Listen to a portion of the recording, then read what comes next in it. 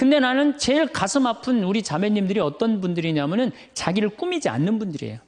이쁘게 좀 이쁜 옷도 사 입고 그래야 되는데 생전 아니 자기가 무슨 군인이야?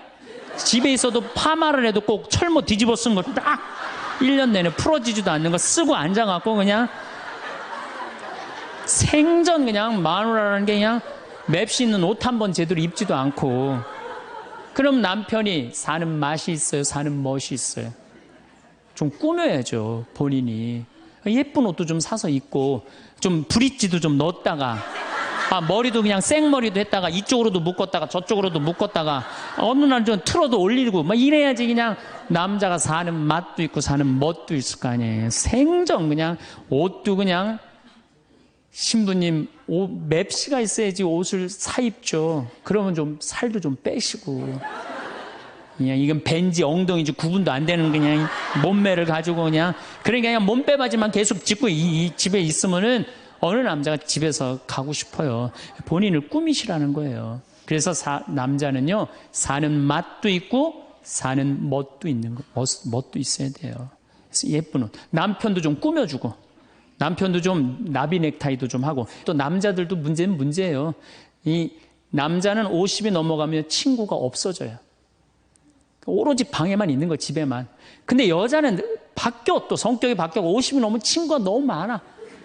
그냥 맨날 만나러 나가야 되는데 그냥 이 남자고 여자고 이제 서로 힘든 거죠. 그 또 그냥 50, 60 넘은 남자들은 씻지도 않아. 그냥 냄새 나고 그냥 이러니까 그냥 남편 옆에 가까이 가기도 싫은 거죠. 예. 근데 이 부부가요, 서로 애인같이 살아야 돼요.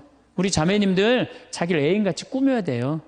그러니까 언제든지 집에서도 깔끔하고 예쁘게 차려입으면 남자가 기분이 좋잖아요. 집도 좀 화분도 좀 예쁜 거 좀 해놓고 여행도 좀 다니고 둘이 공연도 좀 가고 극장도 좀 보러 다니고 이래야지 그냥 사는 맛도 나고 사는 멋도 날 거 아니에요. 근데 우리나라 남자들이 얼마나 말을 못하냐면 이게 진짜로 있었던 일이에요. 65살 먹은 형제님이 꿈을 잘 꾼 거야. 그래갖고 로또를 산 거야, 금요일 날. 그래갖고 그냥 가슴이 부풀은 거야. 왜 부인한테 막 자랑을 한 거야. 내가 꿈을 꿨는데 이거 오늘 된다. 그리고 보통 꿈이 아니다. 막 돼지가 막 수천 마리 왔다 갔다 한 꿈을 꿨는지. 그래갖고 그냥 막 들떠있는 거야. 그러니까 부인이 콧소리로 한마디 한 거야. 여보, 그 로또 되면 당신 그 돈 뭐 할 거야? 그랬더니 남자가 정색을 하고 그러더래요. 내가 이 로또 되면은 온 세상 사람한테 다 나눠줘도 당신한테는 한 푼도 안 줄 거야. 아니 아직 된 로또도 아닌데 당첨되고 난 다음에 그러면 몰라도 당첨도 안 됐는데 귀양 이렇게 말하면 얼마나 좋아요. 여보 당신 평생 나한테 시집 와갖고 고생만 했는데 내가 로또 되면 내가 당신 다 줄게. 쓰고 싶은 대로. 아니 당첨도 안 된 로또인데 그렇게 말하면 얼마나 기분이라도 좋아요. 근데 그냥 내가 온 세상 사람한테 다 나눠줘도 당신한테 한 푼도 안 줄 거야. 이게 할 말이에요. 근데 우리나라 남자들이 이런다고요. 다른 형제님들이 마누라 너무너무 이쁘고 좋겠다고 살아봐라야 눈 한번 하얗게 뜨고 하면 독사가 그런 독사가 없다. 이런 말 해야 되면은 우리 마누라는 얼굴만 이쁜 게 아니라 마음은 비단이야. 기분이 얼마나 좋아요. 참 고운 말을 못 하는 거야. 그냥 온 세상 사람한테 다 나눠줘도 당신한테는 한 푼도 안 준다. 그러니까 이 부인이 너무 열받아갖고 한 달 반 동안 밥을 안 해줬대요.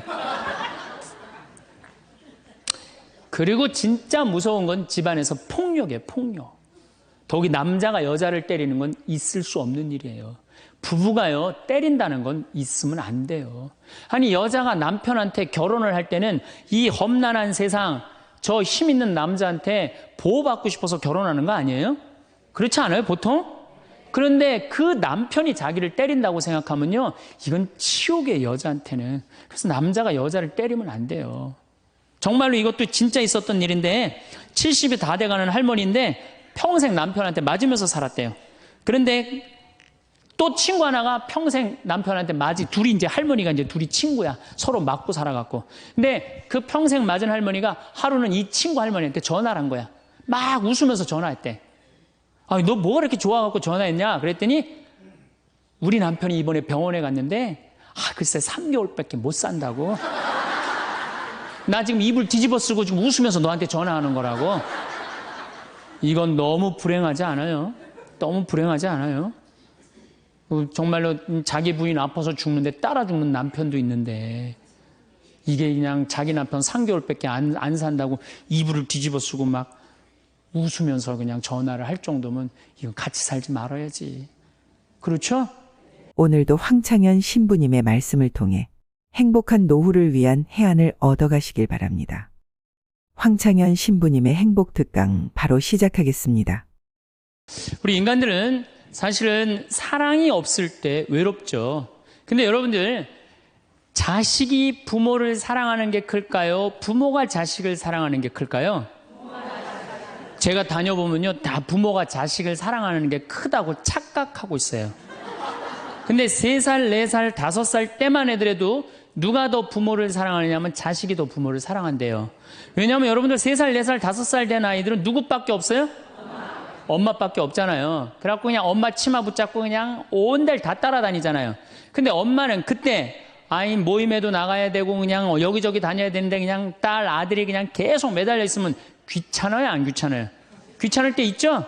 그래서 한마디 해도 얜 잠도 없냐고, 좀 가서 좀 자라고. 그래도 그냥 계속. 그러니까 아이가 엄마 아빠를 너무너무 좋아해. 엄마 아빠하고 같이 있고 싶어. 근데 누가 밀어내기 시작하냐면 부모가 밀어내기 시작하는 거예요. 언제까지 밀어내냐면 초등학교 6학년 때까지 계속 밀어내요. 그리고 공부 못한다고 구박까지 해. 밀어내는 것도 모자라서. 그럼 중학교 올라가면 그때부터는 누가 싫어하기 시작해요? 자식이 싫어하기 시작해요. 그래갖고 엄마 아빠를 거절하기 시작해. 근데 엄마 아빠는 똑같은 마음이야. 사랑하는 건 똑같아. 그렇죠? 근데 중학교 올라가면 이놈이 나를 거절하니까 굉장히 섭섭하죠. 그런데 10년 동안 밀어낸 걸 생각해야죠. 10년 동안 같이 아이가 놀아달라고 그럴 때 놀아주고, 뭐 매달릴 때 같이 안아주고, 눈 마주쳐주고, 대화해주고, 얘기 들어줬으면은 중학교 올라도 걔는 엄마 아빠 안 미워해요. 그런데 3살서부터 계속 귀찮다고 그러고 자라고 그러고 그냥 뭐 또 때리고 막 공부 못하면 뭐 그냥 네가 그냥 내가 널 낳고 미역국을 끓여 먹고 내가 한심하다 그러고, 그리고 중학교 올라가고 자식이 엄마 막 째려보고 신경질 보고 소리 지르면은 그땐 당황스러운 거예요. 그래서 그런 착각을 하지 마시라는 거예요. 자식이 여러분들을 거절하게 되는 데는 누가 기여를 하는 거예요? 여러분들이 기여를 하는 거예요. 제가 신학교 때 부제 때 매스컴 세미나라는 걸 했는데 그때 어떤 자매가 와갖고 정말 내 눈물을 찔끔 나게 하는 강의를 한 적이 있어요. 이 자매가 아들이 셋 있었대요. 근데 아들이 셋 있는 집은 항상 둘째가 문제예요. 첫째는 첫째라고 잘해주고 막내는 막내라고 잘해주죠. 그렇죠? 둘째는 항상 소외의식을 느껴요. 항상 피해의식을 느낀다고요. 우리 집에도 아들이 셋 있는데 큰아들은 내가 봐도 저 어머니 아버지가 왜 이해가 안 될 정도로 큰아들한테 잘했어요. 잘못해도 다 감싸 안아주고. 이게 큰아들은 대접받는 거죠. 저는 우리 집 막내였는데 저는 정말로 사랑을 많이 받고 자랐어요. 전 중고등학교 다닐 때 내가 신발을 빨아본 적이 없어요. 형들이 다 빨아줬어요. 왜 빨아줬느냐면 안 빨아주면 어머니 아버지가 혼냈으니까 막내 신발 빨게 한다고.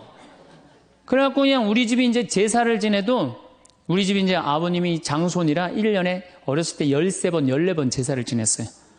제사를 지내면은 제일 탐나는 게 제사상에 문어다리가 제일 맛있잖아요. 그런데 그냥 큰아들은 큰아들이라고 챙겨주고 막내는 막내라고 알아서 해주는데 둘째 형은 문어다리 차지가 안 가는 거예요. 그래갖고 이제 제사 끝나고 나면 이제 고시리 한다고 그러잖아요. 귀신 마중 나가면은 우리 식구들은 다 나가는데 둘째만 안 따라 나가는 거예요. 왜 안 따라 나가냐면 문어다리 훔치려고. 자기가 훔치지 않으면은 자기 챙겨줄 사람 아무도 없잖아요. 우리 둘째 형은 제사가 지나고 일주일이 지나도 2주일이 지나도 문어다리 물고 다녀요.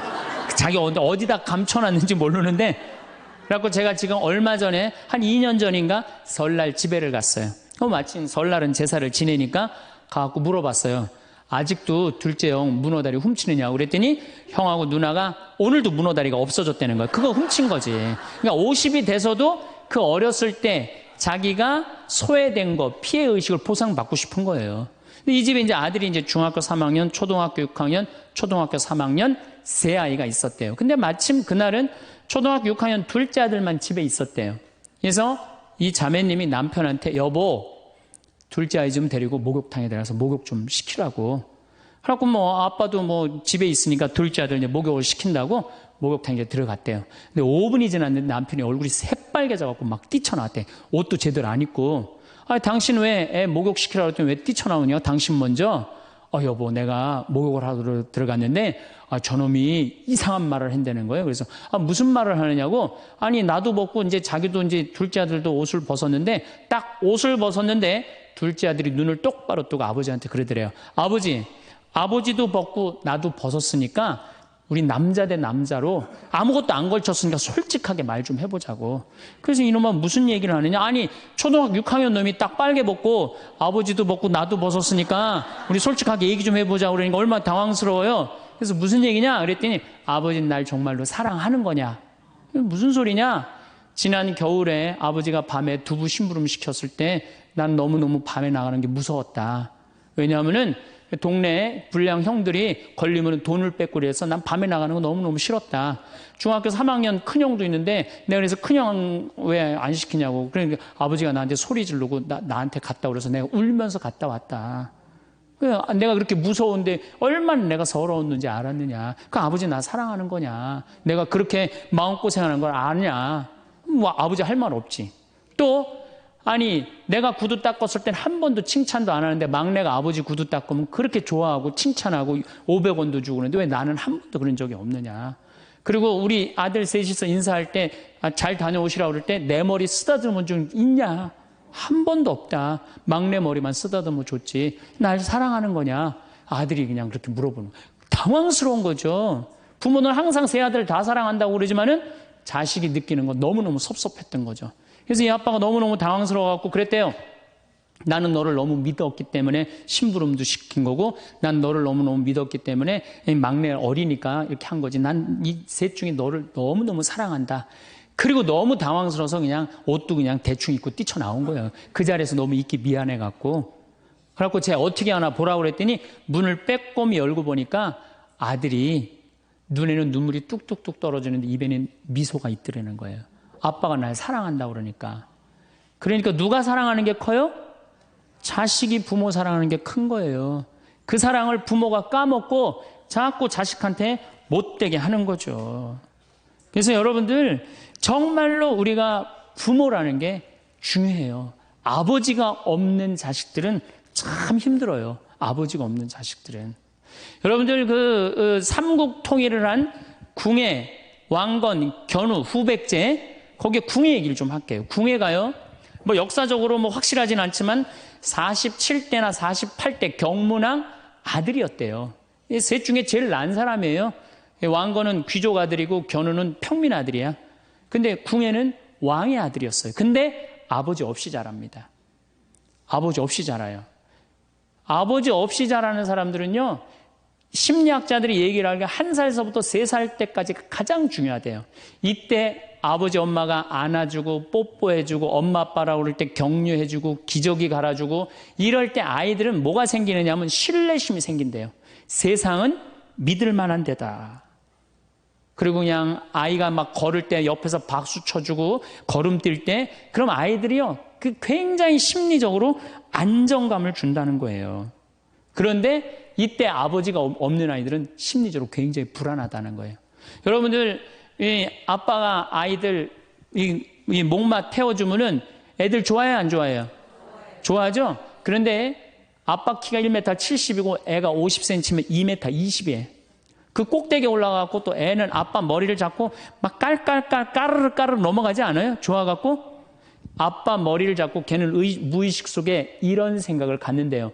세상은 이렇게 높아도 믿을 만한 데다. 이 든든한 아버지가 있으니까. 그런 믿음이 생긴다는 거예요. 그런데 궁예는 그랬던 경험이 한 번도 없었던 거야. 그러니까 나중에는 사람을 의심을 하기 시작하는 거예요. 의심하기 시작하는 거예요. 그래갖고 나중에 관심법이라는 걸 개발해요. 그래갖고 네가 의심하는지 안 의심하는지 내가 안다. 그래갖고 그냥 친아들도 그냥 의심도 안 하는데 너 의심한다고 그러고 죽이고 결국 누구까지 죽여요? 자기 부인하고 아들까지 죽여요. 그리고 마지막으로 쓸쓸한 최후를 맞이해요. 신부님 나는 우리 남편이 일찍 죽어갖고 우리 애들 그냥 혼자 키웠는데 너무 섭섭합니다. 아버지 없이도 훌륭하게 잘하는 사람 간혹 있어요. 그게 누구냐면 오바마가 아버지 없이 잘하잖아요. 할머니 손에서 얼마나 훌륭해요. 그렇죠? 그러나 일반적으로 보면은 그렇다는 거예요. 아버지가 굉장히 중요한데, 근데 슬픈 거는 우리나라는 아버지가 있어도 없는 것 같아요. 아버지가 있어도 애는 학원 다니냐고 그냥 정신 팔려가고 아버지는 돈 번다고 해갖고 서로 사랑을 쌀 시간이 없는 거. 서로 사랑을 쌀 시간. 여러분들 자식들이 세상 살아가기 힘들다 하더라도 그 든든한 아버지가 있는 자식들은요, 극복해 나가요. 든든한 아버지가 있는 자식들은. 또 요한복음 17장 하느님 아버지와 얼마나 깊은 사랑으로 묶여 있는지 잘 보여주는 구절이 있어요. 아버지, 세상이 생기기 전에 제가 아버지 앞에서 누리던 그 영광으로 이제 다시 아버지 앞에서 저를 영광스럽게 해주십시오. 그리고 이어서 이렇게 말씀하십니다. 아버지께서 제 안에 계시고 제가 아버지 안에 있듯이 그들도 우리 안에 있게 해주십시오. 난 이 구절을 보면요, 가슴이 떨려요. 여러분들 자식 중에 아버지한테 아버지 안에 내가 있고 내 안에 아버지가 있어, 이렇게 말하는 자식들이 있어요? 그런 고백을 할 수 있는 자식이 몇 명이나 될까요? 아버지 안에 내가 있고 내 안에 아버지가 있다. 예수님은 이렇게 아버지를 사랑했던 거예요. 의로우신 아버지, 세상은 아버지를 알지 못하였지만 저는 아버지를 알고 있습니다. 저는 그들에게 아버지의 이름을 알려주었고 앞으로도 알려주겠습니다. 아버지께서 저를 사랑하신 그 사랑이 그들 안에 있고 저도 그들 안에 있게 하려는 것입니다. 예수님은 그 말씀을 하고 난 다음에 유다의 배반으로 붙잡히세요. 그러니까 예수님은 활동 시작할 때부터 아버지 얘기 시작해갖고 마지막 끝날 때까지 아버지 얘기한 거야. 아버지하고 이야기를 하는 거를 멈추지 않으십니다. 그리고 겟세마니 동산에서도 아버지와 끈끈한 사랑을 보여주시죠. 아버지, 하실 수만 있으시면 이 잔이 저를 비껴가게 해주십시오. 그러나 제가 원하는 대로 하지 마시고 아버지께서 원하시는 대로 하십시오. 요새 이런 아들이 어디 있어요? 제 뜻대로 말고 아버지 뜻대로 하세요. 이런 아들이 어디 있어요? 다 내 뜻대로 해달라고 그래요, 엄마 아버지가. 그렇죠? 근데 예수님은 하느님 아버지가 그렇게 기뻤던 거야. 맨 마지막에 아버지, 이 사람들을 용서하여 주십시오. 그리고 마지막으로 이런 말씀을 하십니다. 아버지, 제 영혼을 아버지 손에 맡깁니다. 그러니까 이 아버지와 철저한 끈으로 묶여 있었던 예수님은 그 마지막 제자들이 다 버리고 도망갔어도 그 아버지에 대한 사랑, 내 안에 아버지가 있고 아버지 안에 내가 있다는 그 기가 막힌 사랑으로 극복하시고 인류 구원의 문을 여신 거예요. 그렇다면 우리나라 아버지들도 이런 아버지가 돼야지. 자식들한테 이런 아버지가 돼야 되는데 이런 아버지가 과연 몇이나 있느냐. 저는 다행히 우리 아버지를 참 잘 만났어요. 전 참 아버지를 좋아해요. 나는 어렸을 때 추억이 아버지하고 매일 토요일날 일요일만 되면 산에 가갖고 도토리 따고 밤 줍고 또 내가 망보고 아버지가 대추나무 올라가고 막 서리하고 막 이런 거 많이 했어요. 예. 그래갖고 막 걸려갖고 막 대추밭 주인한테 막 욕먹으면 그냥 얘는 누구냐고 그러면 우리 막내 아들이라고 그러면 그냥 막내 아들 데리고 좋은 거 가르쳐 준다고 그냥. 그리고 어렸을 때 아버지하고 추억 중에 웅덩이가 있어. 웅덩이. 거기에 퍼내면 그 미꾸라지. 그 진흙 안에 미꾸라지 그걸 잡아내는 정말 그런 추억들이요. 그러니까 지금도 80이 된 아버지를 보면 행복한 거예요. 그리고 시간만 되면 그 아버지 보러 가고 싶고. 그러니까 이제는 효도는 없어요. 뭐만 남아있어? 사랑만 남아있는 거예요. 추억만 남아있는 거예요. 자식하고 얼마나 좋은 시간을 많이 가졌느냐에 따라서 늙었을 때 안 외롭다는 거예요. 어렸을 때 자식하고 한 번도 놀아준 적이 없어. 10살 때까지 놀아줘야 된다는 거예요. 근데 10살 때까지 한 번도 놀아준 적이 없으면은 자식이 늙은 부모들 한 번도 같이 안 놀아준다 이거예요. 그러니까 늙어서 외로운 거는 자식이 못 돼서가 아니라 누가 싸놓은 업보야?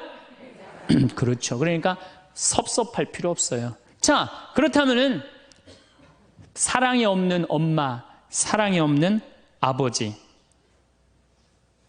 엄마도 없고 아버지도 없는 이 세대는 외로울 수밖에 없어요. 그리고 그들은 어차피 떠나게 돼 있어요. 그렇다면 여러분들 옆에 남아있는 건 누구밖에 없어요? 남편. 그렇죠. 50살에 자식들 떠나면 50부터 100살까지 여러분들 옆에 남아있을 수 있는 유일한 사람은 남편밖에 없어요. 근데 여러분들 그 남편한테 잘해요? 옛날에는요, 부모한테 자식이 전부였어요. 왜 옛날에는 부모한테 자식이 전부였느냐면 20살에 결혼해갖고 내가 40살이 되면은 자식이 20살이 돼요. 그러면은 되게 50살까지 밖에 못 살았어요. 그럼 자식이 몇 년 효도하면 되냐면 10년만 효도하면 돼요. 그러면 알아서 죽어줘 주니까. 그러니까 옛날엔 자식이 부모한테 애절해서 안 애절했어요? 애절했어요. 그리고 20살 먹은 아들이 왜 50살 먹은 부모한테 죽지 말라고 왜 그렇게 손가락 깨물어서 입에 단지해주고 허벅지 살 잘라갖고 울며 불며 죽지 말라고 그랬을까요? 20살 된 이 아들은 동생이 17살, 14살, 11살, 8살, 5살, 2살 동생이 줄줄이 있는 거야. 근데 엄마 아빠가 지금 죽으면 이거 누가 키워야 돼? 자기가 키워야 되니까 죽지 말라고 그러는 거예요. 죽어도 이거 누구까지 다 키우고 죽어? 막내까지 키우고 죽어라 이거야. 근데 만약에 우리 엄마 아버지가 막내까지 다 키웠다? 그러면 엄마 아버지 나이가 60이 되는 거예요. 그래서 60까지 산 부모한테 너무 고맙다고 차려준 잔치가 환갑잔치예요. 근데 이 환갑진갑 다 받아먹고 갈 생각을 해요, 안 해요? 안 하잖아요. 이게 큰 문제예요. 그러니까 자식이 모시다가 지치는 거예요. 그러니까 부모 60, 70부터는요 부모 관심 없어요.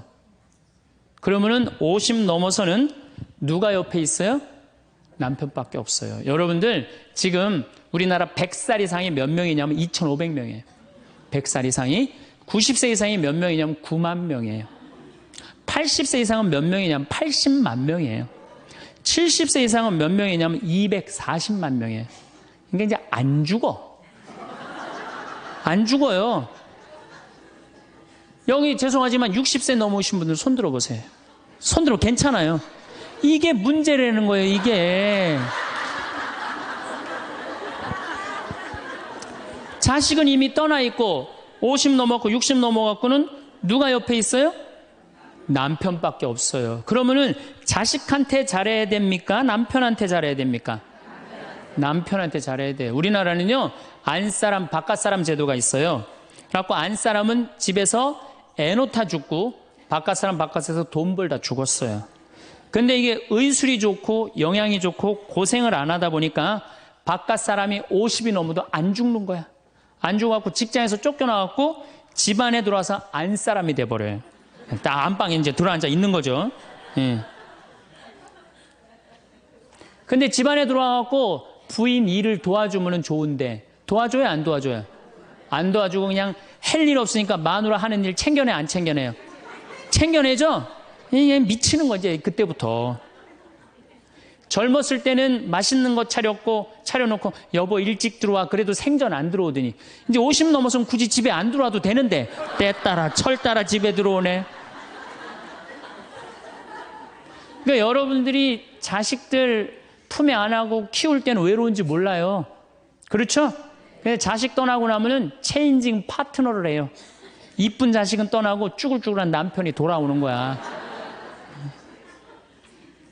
그런데 50부터 110살까지 살려면은 젊었을 때 같이 여행 다니는 추억도 있어야 되고 젊었을 때 사랑도 쌓여 있어야지 50 넘어갔고 100살까지 있고 추억 먹고 살 거 아니에요. 근데 그런 추억이 하나도 없어. 그 50 넘어갖고 와갖고 그냥 잔소리만 하고 그냥 그러면은 그 남편이 싫은 거예요. 그러니까 서로 한 집에 살지만은 각방 따로 쓰고 외롭게 사는 거죠. 그래도 여러분들은 괜찮아요. 여러분들은, 우리 신부들은요 진짜 불쌍해요. 생각을 해봐요. 20살에 신학교 들어갔어요. 그래서 30에 신부 돼요. 그래갖고 옛날엔 75세 은퇴였어요. 75세 은퇴. 75세는 그래도 괜찮았어요. 은퇴하고 그냥 거의 바로 이제 세상 떠나시니까 요즘 70세로 은퇴가 내려왔어요. 그리고 이제 65세로 내린대요. 65세 은퇴해도 된다. 이렇게 내린대. 왜? 서울교구 우리 보좌 신부님들 뭐 10년, 12년, 13년 하잖아요. 그러니까 빨리 은퇴할 사람 빨리 하고 보좌들 빨리 본당 내보내야 되니까 빨리 은퇴해라 이거야. 그러면은 65세부터 은퇴해갖고 우리 부관장 신부는 110살까지 산단 말이야. 그러면은 20살에 신학교 들어갖고 65세까지 45년 혼자 살아. 그래갖고 65세 은퇴해갖고 110살까지 또 혼자 살아. 45년, 90년 혼자 사는 거야. 그래서 나는 우리 신부님들 은퇴시키는 거 반대하는 신부예요. 65세 은퇴시켜갖고 다시 보좌 신부로 발령을 내라. 보좌 신부로 발령을 내갖고 아니 고해성사 듣게 하면 되잖아요. 아 얼마나 여러분들 속에 있는 얘기하고 싶은 거 많아요. 그렇죠? 아 그럼 고해성사 듣게 하고 또 굳이 신부님들 65세 넘어가고 강론 안 해도 돼요. 미사 없는 강론하게 하면 되잖아. 강론하라 그러면 또 헨소리 또 하고 헨소리 또 하고 그러실 수 있으니까 얼마나 좋아. 차라리 65세에 은퇴시킬 거면 아예 60에 은퇴를 시켜서 장가를 그냥 보내라. 늙어선 좀 안 해롭게. 농담이에요, 농담. 우리보다는 여러분들이 훨씬 덜 외롭다는 거예요. 그렇지 않아요? 여러분들 남편도 있고 자식도 있고 손자도 있잖아요.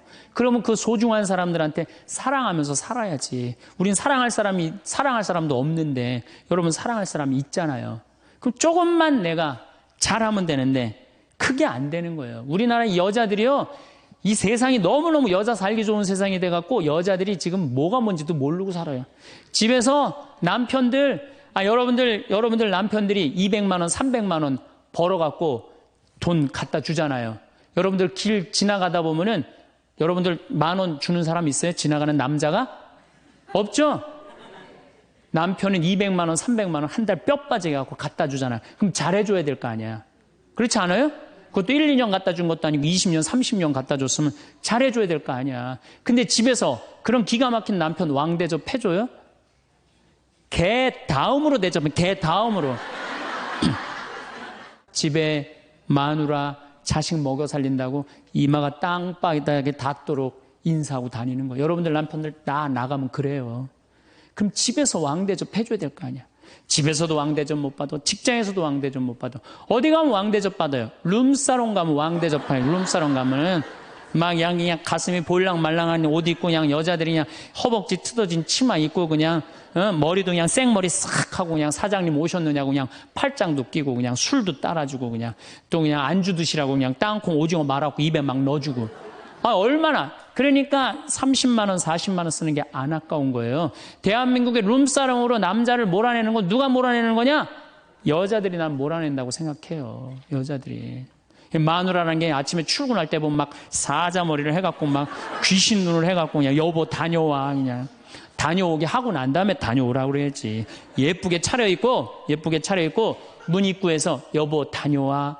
그러면 내가 이렇게 이쁜 마누라 있는 집에 돌아와야 돼. 그런 마음으로 나가서 일할 거 아니에요. 사자머리 밥도 제대로 안 챙겨주고 그냥 다녀오라고 그러고. 또 대한민국 남자들은 또 착해요. 또 다녀오랜다고 저녁에 여보 나 다녀왔어. 예. 근데 아직도 그냥 사자머리를 하고 그냥 텔레비 보고 앉아있으면 어느 남자가 집에 들어가고 싶겠어요. 그렇지 않겠어요? 그래서요, 사람은요, 부부는요, 사는 맛이 있어야 돼요. 사는 맛이. 50이 넘으면요, 남자가 테스토스테론은 없고 에스트로겐만 있어요. 여성 호르몬이 자꾸 나와요. 그래서 성적인 능력이 사라져요. 성적인 능력이 사라지니까 50 넘은 남자들은 무슨 낙으로 사느냐면 먹는 낙으로 사는 거예요. 먹는 낙으로. 그냥 50만 되면 말하는 거 좋아하고 먹는 거 좋아한단 말이야. 근데 이 남자는 50이 넘으면 먹는 걸 좋아하는데 50이 넘은 여자는 이 세상에서 제일 하기 싫은 게 밥이야, 밥.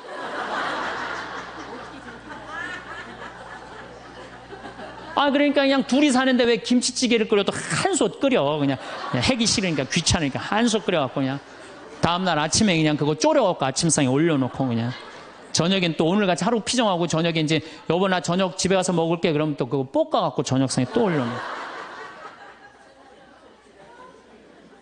좀 회도 떠갖고 예? 여기 가깝잖아요. 회시장 가갖고 우럭 회 맛있잖아요. 매운탕도 떠갖고 소주도 한 병 사고 그래갖고 그냥 허벅지 뜯어진 치마 이브닝 드레스도 하나 딱 입고 저녁에 남편 들어오면 여보 이거 내가 한 거야 딱 술 따라주면 남자가 얼마나 살맛이 나요. 사는 맛 나지 않겠어요? 예, 좀 신선로도 좀 해갖고 탁 하고 짜장면도 좀 만들어주고 베트남 국수도 좀 해서 주고 요즘 뭐 또 순대 또 그냥 유명한 데 많잖아요. 전화하면 택배로 다 보내주잖아요. 순대도 탁 썰어갖고 그냥 간 썰어갖고 그냥 소주 한 잔 탁 하고 신부님 무슨 돈으로 그런 걸 합니까? 애 휴학시키고 자식은 무슨 자식이야. 지금 누구밖에 없어요? 부부밖에 없어요. 애 휴학시키고 그렇게 하세요. 신부님 난 휴학시킬 자식이 없는데 집 잡혀요. 나이 드신 분들은 은행에 가고 집 잡혀갖고 다 쓰세요. 자식 물려줄 생각하지 말고. 예. 그래야지 사는 맛으로 사는 거 아니에요. 그리고 부부는 사는 맛으로도 살아야지만 사는 멋으로도 살아야 돼. 사는 멋이 있다. 멋있게 살아야 될 거 아니에요. 근데 나는 제일 가슴 아픈 우리 자매님들이 어떤 분들이냐면은 자기를 꾸미지 않는 분들이에요. 이쁘게 좀 이쁜 옷도 사 입고 그래야 되는데 생전 자기가 무슨 군인이야? 집에 있어도 파마를 해도 꼭 철모 뒤집어 쓴 거 딱 1년 내내 풀어지지도 않는 거 쓰고 앉아갖고 그냥 생전 그냥 마누라라는 게 그냥 맵시 있는 옷 한 번 제대로 입지도 않고 그럼 남편이 사는 맛이 있어요? 사는 멋이 있어요? 좀 꾸며야죠, 본인이.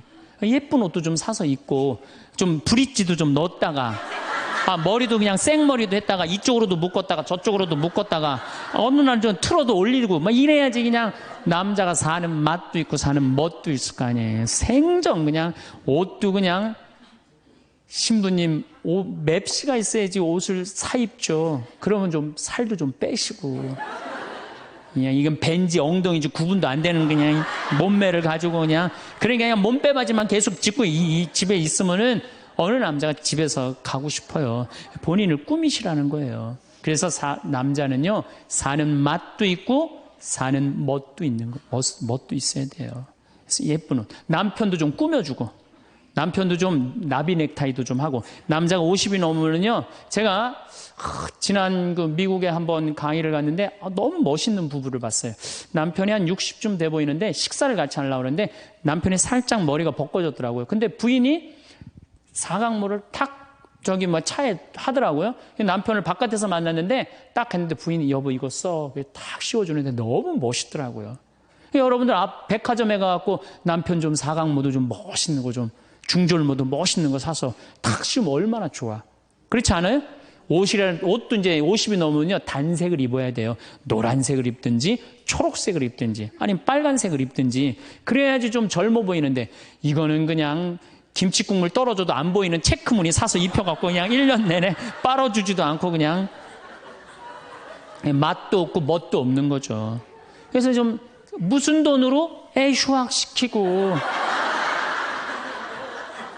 자식은 무슨 자식이에요. 여러분들 이제 50이 넘어가갖고요. 여러분들의 유일한 동반자는 누구밖에 없다? 남편밖에 없다. 그럼 남편한테 잘해줘야죠. 제가 여러분들한테 꼭 부탁하고 싶은 거는 옛날에 중세시대는요. 성제 집 다 팔아 갖고 갔어요. 다 팔아서 그냥 예루살렘 가는 걸로 끝나는 거예요. 거기서 죽어도 여한이 없다고. 그러니까 여러분들도 예수님 어제 복음에 자케오 얘기 나왔죠? 그 예리고 얼마나 좋아요. 그리고 그냥 갈릴레아도 좀 호수도 가보고 얼마나 좋아요. 신부님 무슨 돈으로? 휴학시키고 그 돈이면 충분해요. 한번 갔다 오면은요 신앙이 틀려지거든요. 성주순례도 가고 제가 지난 9월인가 작년 9월에 성주순례를 한 40분 하고 갔다 왔는데 어떤 형제님이 70 먹은 형제님이 기가 막힌 말씀을 하시더라고요. 무슨 말씀을 하시냐면은 내 강의를 듣고 집을 잡혀서 왔대요. 근데 가만히 생각을 해보니까 집은 은행에 잡히면 대출을 해준대요. 은행에 잡히면 대출해주잖아요. 근데 나이는 대출해주는 데가 아무 데도 없대요. 여러분들 누가 나이 대출해줘? 한 살이라도 더 먹기 전에 다리에 힘 풀리기 전에 갔다 오셔요. 그리고 내가 성주순례를 가면은 너무 행복해하는 거 자매님들이. 그래갖고 나는 은혜 받아갖고 성제 갖고 그냥 성령을 충만히 받아갖고 10일 동안 저렇게 행복하고 그냥 은총에 그냥 가득한 줄 알았더니 12일 동안 밥을 안 하잖아. 밥을.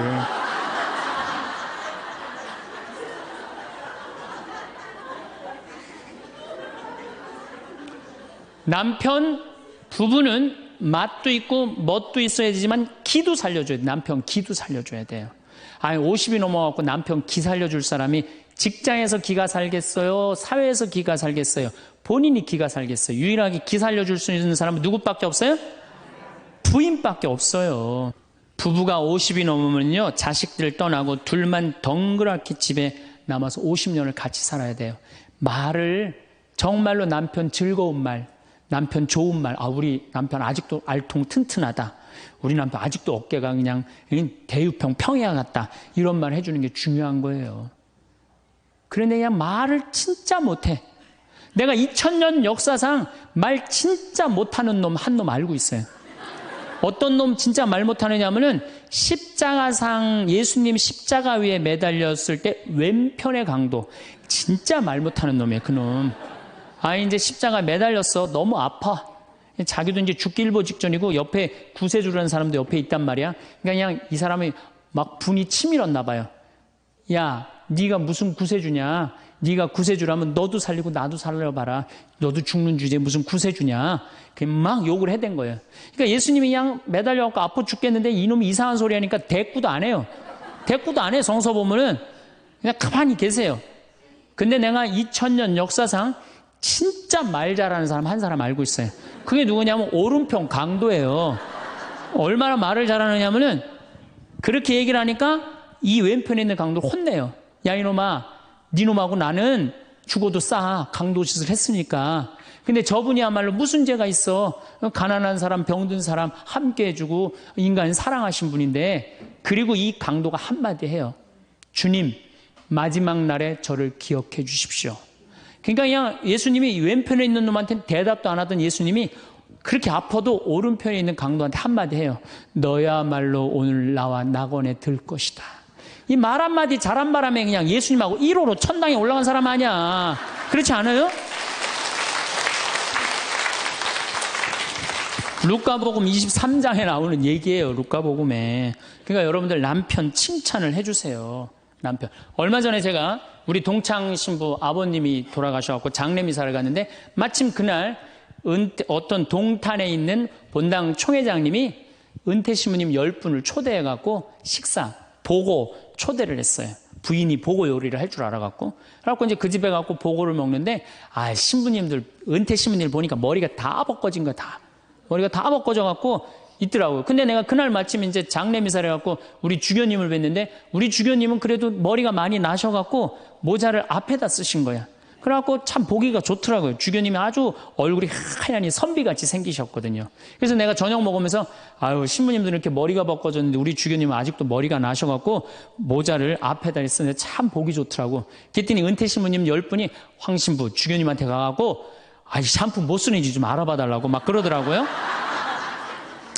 그런데 우리 식사를 한 총회장님, 그 동탄의 총회장님이, 신부님, 저는 40부터 머리가 완전히 벗겨졌는데 한 번도 머리 벗겨진 것 때문에 스트레스 받은 적이 없다는 거예요. 그게 무슨 소리냐? 그랬더니 자기 부인이 40에 본당 사목 임원이었는데 사목회를 하고 집에 들어오면 막 짜증을 내고 들어온대요. 그 문을 열고 딱 한다는 부인이 첫 입을 열어서 하는 소리가 답답해 죽을 뻔했다고. 여보, 사목회가 그렇게 답답해?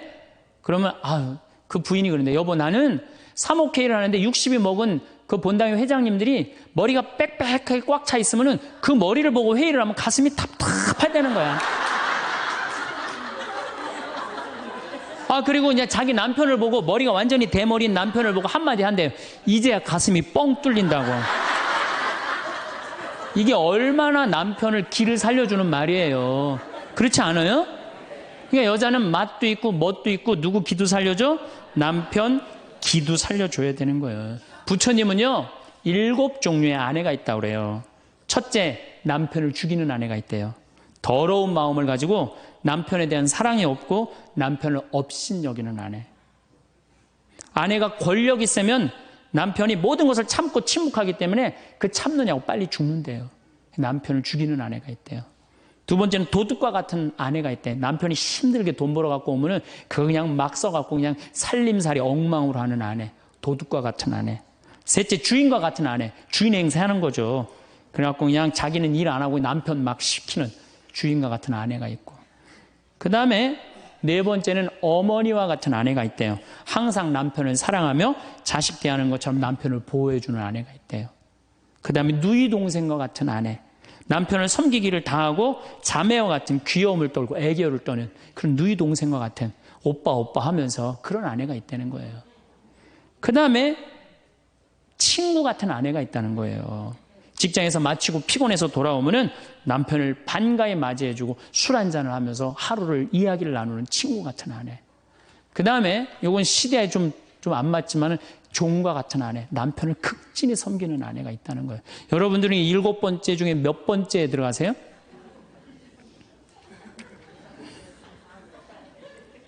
아무것도 아니에요? 이 7번째 아무것도 아니면 큰일인데. 근데 우리나라 남자들도 문제예요. 사실은 이 부인한테 참 잘해야 되거든요. 자기 믿고 따라온 사람이 얼마나 귀하게 해야 돼. 근데 우리나라 남자들 참 부인한테 말 못해요.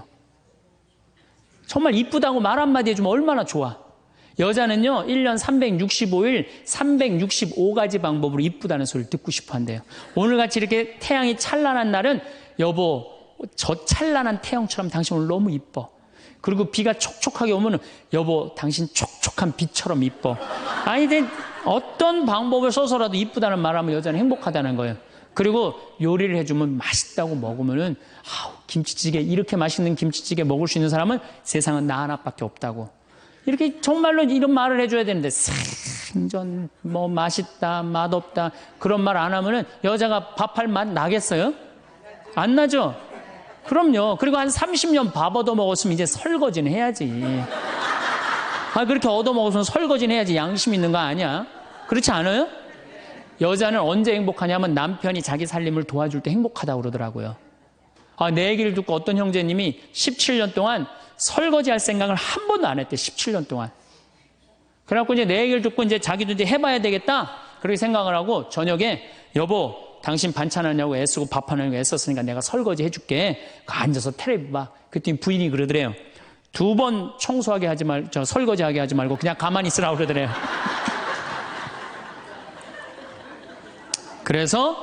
그래서 이 남편이 그랬대요. 아니야, 내가 오늘 해보고 싶어서 그래. 그리고 설거지를 했대요. 그리고 이제 그 형제는 미사 해설하러 성당에 갔는데 메시지가 왔대요. 여보, 나는 오늘 당신이 한 설거지 지금 다시 하고 있어. 하지만은 오늘처럼 행복한 날은 없어. 17년 결혼 생활 중에 오늘처럼 행복한 날은 없어. 고마워. 내 살림살이를 도와줘서. 그 메시지를 형제님이 나한테 보냈어요. 신부님, 요 조그만 거 이렇게 행복할 수 있는데 내가 왜 이제까지 안 했는지 모르겠다고. 그러니까 우리 정말 부인한테, 정말로 자매님들한테 서비스 해줘야 돼. 이제는 서로를 사랑해야 돼요. 서로를 사랑하고 아껴줘야 돼요. 그러니까 여러분들 남편한테 잘하세요. 또 여기 있는 우리 형제님들 누구한테 잘해요? 그래도 나이 먹어갖고요. 여러분들 지금 신부님 난 도저히 우리 남편하고 못 살 거예요. 지금 바꿔봐야 거기서 거기에요. 지금 바꿔봐야. 자, 남자하고 여자하고 얼마나 서로를 이해를 못하느냐 하면은 남자는 하루에 2,000마디만 하면은 말 끝난대요. 근데 여자는 하루에 6,000마디를 해야 된대요. 그러니까 여자가 훨씬 말이 많은 거죠. 남자는 직장에 갔다 오면 할 말 끝난 거예요. 집에 할 말이 아무것도 없는 2,000마디 이미 다 했는데 할 말. 남자로 사람으로서 할 말 끝났는데. 뉴욕의 게리 머커스라는 교수가 이 통계를 냈어요. 그래갖고 여자는 이제 남편이 이제 집에 들어올 때만 기다리는 거야. 뭐 이웃집 아줌마 얘기도 하고 싶고 본당시 뭐 욕도 하고 싶고 막 그래갖고 기다리고 있는데 남편이 들어와서 여보, 그 집 남편은 그렇게 힘들게 돈을 버는데 여자는 맨날 찜질방 다니고 그냥 밍크코트 입고 다니고 정신 나간 여자라고. 그럼 남편은 할 얘기가 없는 거야. 쓸데없는 소리 하지 말고 밥이나 내놓으라고. 그럼 여자는 미치는 거예요. 진짜 괜찮은 남자들은 어떤 남자들이냐면은 그래 여보? 그럼 안 되지. 부인이 살림을 잘 살아야지. 남자가 그렇게 고생을 하는데 추임새를 넣어주고 속으로 외우세요. 500마디, 1000마디, 2000마디. 그래갖고 딱 속으로 4000마디 딱 끝나면 여보 이제 자자. 이래야지 이 남자는 후환이 없는 남편이에요. 여자 말을 들어줘야 돼요. 그래서 남자하고 여자하고 틀린 점이 이거야. 반대로 우리 자매님들은 여자는 흥분을 하면 5분이면 흥분이 끝난대요. 그래갖고 막 장보러 들어와갖고 막 욕을 5분만 하면은 아무 일도 없었던 듯이 부엌에 들어가고 콩나물도 따고 멸치 대가리도 딴대요. 아무 일도 없었듯이. 근데 남자는 5분 동안 바가지 긁을 동안 가만히 있는데요. 5분 지나면 그때부터 승질이 나기 시작한대. 근데 남자는 한번 승질이 나면 최소한 30분은 성질을 내야 된대. 그래갖고 5분 지나고 나가고 이제 그때부터 이제 여자는 마음이 착 가라앉은 상태에서 저녁 준비를 하는데 그때부터 남자는 이제 거실에서 소리 지르는 거야. 내가 말이야 뭘 잘못했다고 네가 맨날 그러냐고 막 소리 지르면 마음이 가라앉은 여자가 나와서 남자 불을 질러요, 속에다가. 뭐라고 그러냐면 당신은 말만 하면 이렇게 성질을 내고 그러느냐고. 자기는 이미 다 흥분 가라앉은 상태에서 막 성질 내는 남편한테 불은 자기가 질러놓고. 그러면 안 된다는 얘기죠. 30분 동안 길길이 뛰게 놔두란 얘기예요. 승질을 건드려 놨으면은. 어쨌든 우리가 이 인생을 외롭게 살고 싶지 않다면은 부부가 사랑하는 수밖에 없어요. 그래야만이 우리 인생이 풍요로워요. 더욱이 여러분들 노년 50년, 60년 부부밖에 없어요. 훈련하면 된대요. 그 부부 사랑 훈련하는 그 많은 책자를 읽어보면요. 그 서로 훈련이 안 돼 있어서 그렇지 훈련하면 서로 사랑한대요. 그리고 외롭지 않다는 거예요. 영원히 일할 것처럼 일하다가도 문득 나도 퇴직할 날이 얼마 안 남았는데란 생각이 들면 퇴직 준비에 대한 필요성을 느낍니다. 퇴직 후 노후의 4대 리스크를 돈, 건강, 관계, 권태로 나누고 각 리스크에 대비하셔야 되는데요. 노후 대비를 위한 세세한 방법론보다 마음을 훅 치고 들어오는 건강한 퇴직 준비를 위한 기본 개념을 5가지로 정리했습니다. 첫째, 다른 사람과의 비교는 불행으로 가는 고속도로다. 퇴직이 얼마 남지 않은 50대의 남과 비교하는 것은 전혀 도움이 안 된다. 동창생 누구는 어디에 20억짜리 집이 있는데 난 뭐하고 살았나. 죽을 때까지 넉넉한 연금이 나오는 공무원을 했어야 하는데 쥐꼬리만한 연금으로 난 어떻게 사나? 이런 식의 후회를 하다 보면 자신이 무능하게 느껴지고 사회 시스템이 불만스럽게 여겨진다. 더 나쁜 것은 이제라도 만회해보겠다며 무리하게 투자하거나 사업을 벌이는 것이다. 아무리 수명이 연장됐다 해도 50대는 인생이 꺾이는 나이다. 계절로 치면 씨 뿌리고 키우는 때가 아니라 걷어들이는 시기다. 물론 50대에도 새로운 일에 도전하고 모험도 할 수 있다. 하지만 실패할 경우 만회할 시간이 충분치 않을 수 있다는 점, 체력이 떨어지고 있다는 점을 감안해야 한다. 돈이든 체력이든 가정이든 지킬 수 있는 범위 내에서 도전과 모험의 범위를 국한시키는 것이 현명하고 남과 비교하지 않고 자신의 현재 모습에 감사하는 것이 지혜롭다. 둘째, 직함에 대한 미련이 인생 2라운드를 여는데 가장 큰 걸림돌이다. 평생 직장에서 일해온 사람은 직함을 자신의 정체성으로 혼동한다. 자신을 소개할 때 무슨 회사의 부장이라든가 이사, 국장 등의 직책으로 모든 것이 설명됐기 때문이다. 평생 어떤 회사의 대리, 과장, 부장, 이사 등으로 불려오다. 일을 그만두고 소속돼 있는 든든한 회사도 자신을 설명해주는 직함도 없어지면 자신의 존재 가치가 확 떨어진 것처럼 느껴진다. 직함에 연연하는 이유는 곰곰이 살펴보면 남의 눈을 의식하기 때문이다. 직함이 자신이 세상에서 차지하는 지위를 보여준다고 생각하기에 직함이 없어지면 자존감마저 떨어지게 된다.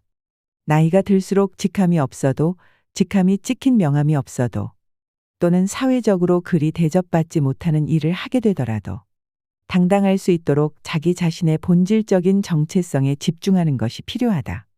직함 말고 자신을 설명할 수 있는 단어가 무엇인지 생각해보고 회사나 직함 없이도 진짜 자기 자신을 사람들에게 소개할 수 있도록 마음가짐부터 사고방식까지 바꿀 필요가 있다. 셋째, 빈털터리로 죽기로 결심한다. 퇴직을 하고 소득이 없어지면 자산이나 예금 잔고를 털어 생활비에 보태야 한다. 집을 맡기고 주택연금을 받았어야 할 수도 있다.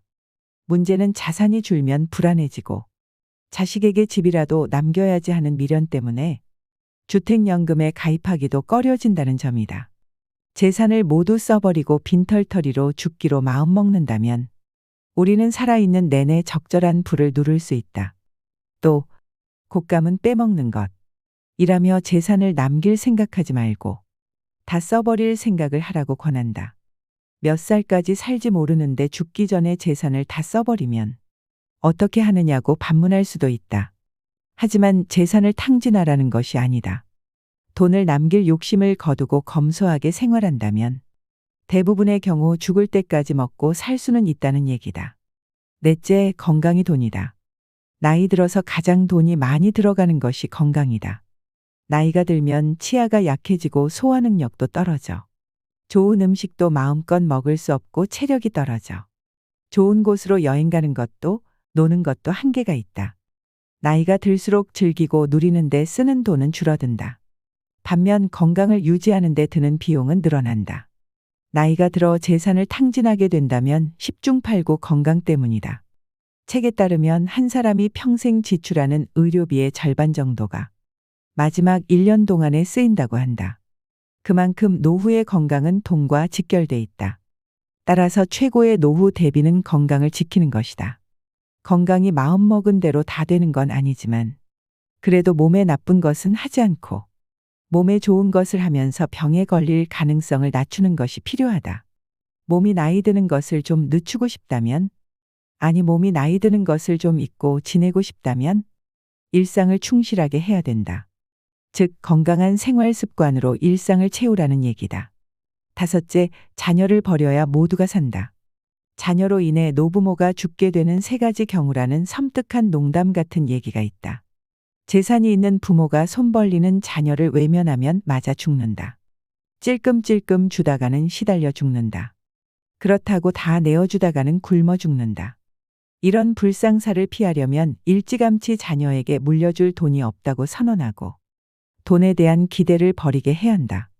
다 큰 자식을 결혼도 시켜주고 집도 마련해주고 결혼 후에도 물심양면으로 도와줄 것이 없을까 기웃거리는 것은 사랑이 아니라 자녀의 독립을 막는 독이다. 이렇게 자녀를 독립시키지 못하고 끼고 돌다 훗날 돈 떨어지고 건강 잃었을 때 자식이 부모를 부양하는 것을 부담스러워하면 배신감을 느낀다. 부모는 자녀가 사랑스러워 이것저것 다 해줬지만 결국 돈 잃어 건강 잃어 자식과 관계까지 나빠져 자식 잃어가 된다. 이를 피하려면 자녀에게 대학 졸업할 때까지만 또는 결혼할 때까지만 부양해주겠다고 부양 시한을 정하라. 그리고 가능한 자산은 연금으로 바꾸는 것이 좋다. 달마다 생활에 필요한 돈이 나오면 마지막까지 버틸 수 있다. 자녀가 어렵더라도 큰 돈을 줘버리고 빈곤선에서 허덕이는 것보다 다달이 나오는 연금을 모아 생활비라도 보태주는 것이 더 낫다. 미소와 평온한 마음을 유지하면서 봄날의 따뜻한 햇살을 마음껏 만끽하는 행복한 노년을 꿈꾼다면 지속적 배움, 건강관리 그리고 관계의 중요성에 대하여 촘촘하게 알아야 한다. 노년기를 풍요롭고 의미 있는 시기로 만들기 위해서는 자신에게 그리고 타인에게도 세심한 관심이 필요하다. 이 세 가지 요소는 노년의 질을 결정짓는 핵심적인 요인이므로 각각을 어떻게 강화하고 발전시킬 수 있는지 살펴보자. 지속적인 배움의 가치는 언제나 먼저 소개할 수밖에 없다. 노년기는 배움을 멈추는 시기가 아니다.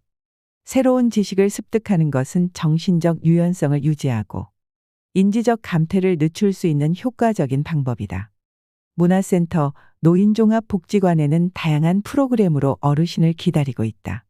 나아가 전문적인 학습이 필요하다면 뜻있는 몇 명이 모여서 전문가를 초빙해서 세미나를 열어보길 권한다. 배움에는 낯가름이 있어서는 안 된다.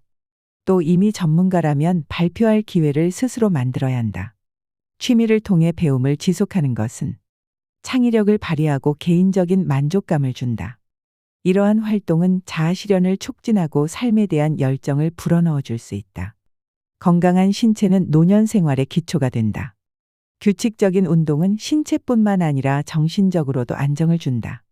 신체 활동은 질환으로부터 건강을 유지시키고 균형 감각을 오래도록 지속시킨다. 또한 건강한 식습관은 체중 관리와 만성 질환 예방에 도움을 준다. 신선한 과일, 채소, 전곡류, 저지방 단백질을 섭취하고 가공식품과 설탕의 섭취를 줄이는 것이 좋다. 수면의 질은 건강에 큰 영향을 미치고 있다. 충분한 수면은 신체의 회복을 도와주므로 결코 소홀히 다루면 안 된다. 이미 알고 있는 내용일 것이다. 실천하고 계신지 체크해 보시기 바란다. 노년기에는 특히 주변 사람들과 관계적인 문제점이 있다면 심리적 불안감과 자존감을 해치기도 한다. 가족, 친구와의 관계를 잘 유지하는 것은 사회적 지지망을 형성하고 고립감을 줄이는 데 기여한다. 정기적으로 사람들과 즐거운 시간을 함께 보내고 적극적으로 소통하는 것이 중요하다고 머리로는 이해하지만 실천하기는 쉽지 않다.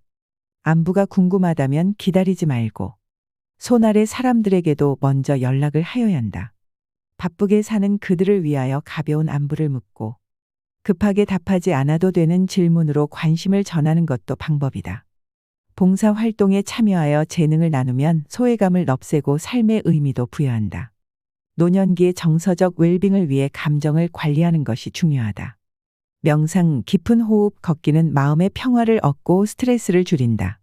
자신의 건강, 재정, 일상생활을 관리하는 능력은 독립적인 생활을 유지하는 데 필수적이다. 불확실한 상황을 대비하여 자신감을 높이고 삶을 통제할 수 있어야 한다. 남아있는 노년기는 지금껏 살아온 삶과는 달라야 한다. 허투루 시간을 낭비하거나 어찌할 바를 몰라서 탄식하면서 하루를 마감해서는 안 된다. 계획적인 삶을 추구해야 한다. 더 많이 배우고 더 건강을 챙기고 나의 이웃과의 관계를 더 발전시켜야 한다. 그들로부터 잊혀지는 노인이 되어서는 안 된다. 가까이 다가올 수 있는 공간을 만들어야 한다.